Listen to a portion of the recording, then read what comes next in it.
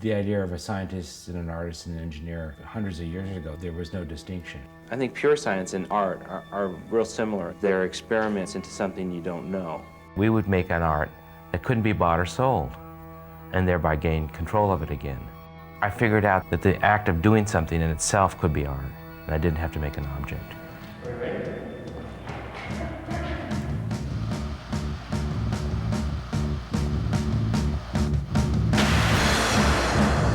Newsweek magazine has deemed our next guest the Evel Knievel of the art world. His name is Chris Burden. As a piece of sculpture, Right.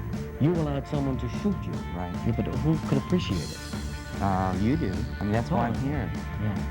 I think he was the best because he was the most fearless, the most radical. He was the guy. It was great.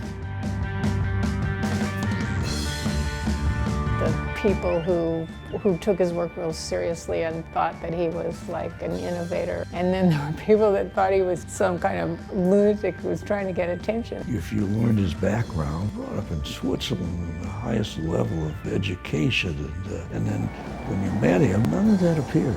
You thought, here's this odd person who's kind of living on the edge of society. Today, I'm going to breathe water. What if art was violent? You know, what if art hurt? What if it was painful? What if it scared him? Is that art? He liked that idea, I think. He could be very unstable. Maybe it was just too much cocaine and alcohol and weed all at the same time. I slowly stopped doing performances and then started doing more installations. I think the public wants you to keep doing one thing. You know, the thing that you get known for, they want you to keep doing that. The idea that he'd become beloved and emblematic of Los Angeles in this sort of cuddly way was something that nobody could have predicted.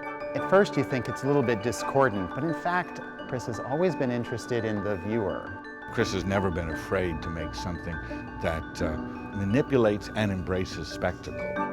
People just enjoy them, and they get great pleasure from them. They could care less who the artist is. That's fine for me because it means that the artwork is bigger than the maker.